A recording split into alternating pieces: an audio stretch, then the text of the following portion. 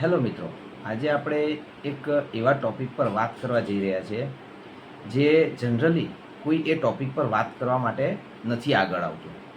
તો ઘણા પેરેન્ટ્સની એવી કમ્પ્લેન હોય છે કે મારું બાળક જેમ જેમ ટીન એજમાં જાય છે એમ મારું બાળક અમારી સાથે વાત કરતાં અચકાય છે અથવા તો વાત કરતાં ટાળે છે. એ રૂમમાં એકલું એકલું બેસી રહે છે અને કંઈક ને કંઈક બબડ્યા કરે છે અથવા તો એનું વર્ક કંઈ ને કંઈ કર્યા કરે છે.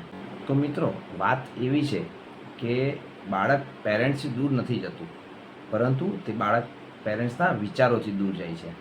ઘણી વખત ટીન એજમાં બાળકમાં જે શારીરિક અને માનસિક જે ફેરફાર થતા હોય છે, બાળક એ જ વસ્તુમાંથી બહાર નથી આવી શકતું કે એનામાં શું ફેરફાર થાય છે.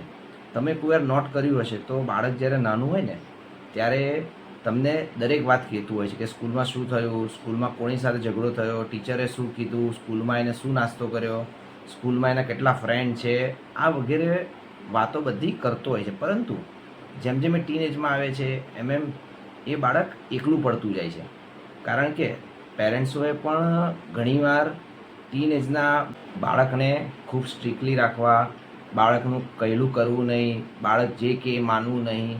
પરંતુ ફ્રેન્ડ્સ, આ એજમાં એક એઝ અ પેરેન્ટ્સ તમે નહીં જોતા, એક એના મિત્ર તરીકે જો તમે જોશો ને તો બાળક પોતાના જે પણ વિચારો છે કે બાળક જ્યાં પણ અટવાય છે તો એ એઝ અ ફ્રેન્ડ તમને બધું કહેશે. પરંતુ જો તમે એઝ અ પેરેન્ટ્સ એને પૂછશો તો તમારા અને બાળક વચ્ચે એક મર્યાદિત રેખા ઊભી થાય છે, જેને કારણે બાળક પોતાના વિચારો એ તમારી સામે પ્રદર્શિત નથી કરી શકતું. તો ફ્રેન્ડ્સ, આપણે બાળકને ટીન એજમાં એ રીતે ટ્રીટ કરવું જોઈએ કે બાળકના જે પણ શારીરિક કે માનસિક ફેરફાર થાય છે એ બાળક તમારી સાથે ખુલીને વાત કરી શકે.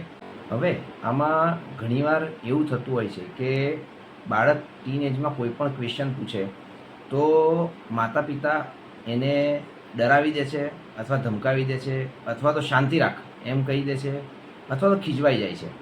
તો આની અસર બાળકના મન પર એવી પડે છે કે આ ઉંમરે આવા કોઈપણ જાતના ક્વેશ્ચન પૂછવા ખૂબ અઘરા છે અને એ ઓપન થઈ શકતો નથી, જેને કારણે બાળક પેરેન્ટ્સથી એક દૂરી બનાવી રાખે છે. તો એટલે જ મેં પહેલાં કીધું કે આવા ઉંમરમાં બાળકના ફ્રેન્ડ્સ બનો, પેરેન્ટ્સ ઓછા બનો અને બાળકને જે પણ સપોર્ટ જોઈએ, ઇમોશનલી હોય કે વૈચારિક હોય કે સામાજિક હોય, એને ખૂબ સપોર્ટ આપો, જેને કારણે બાળક ગેરમાર્ગે ના દોરાય. જેમ કે મેં મારા પહેલાં વિડીયોમાં પણ કીધું હતું કે આજના યુગમાં બાળક પેરેન્ટ્સને કે ફ્રેન્ડ્સને પૂછવા કરતાં બધું જ જેમિની અથવા ચેટ જીપીટી ને બધાને પૂછીને એ પોતાનો આન્સર મેળવી લે છે. હવે એ આન્સર કેટલા હદે સાચો છે એ નથી તમને ખબર કે નથી બાળકને ખબર. તો એ સ્ટેજ સુધી ના પહોંચે બાળક તમારું, એના માટે તમે બાળકના એક ફ્રેન્ડ તરીકે, એક સહપાઠી મિત્ર તરીકે બાળકને સપોર્ટ કરો. અને હવે તમે બધા જાણો જ છો કે વેકેશન શરૂ થઈ ગયું છે, તો સાયન્ટિફિકલી પ્રૂફ થયેલા અમુક જે ગેમ્સ છે એ આ એક નીચે લિંકમાં તમને દેખાઈ જશે, તો ત્યાંથી તમે પરચેસ કરી શકો છો, જેની લિંક આપણે ડિસ્ક્રિપ્શનમાં અથવા તો તમને વિડીયોની નીચે મળી જશે. ત્યાંથી તમે પરચેસ કરી શકો છો અને એ સાયન્ટિફિકલી પ્રૂફ છે કે એનાથી બાળકનું મેન્ટલ લેવલ સુધરે છે.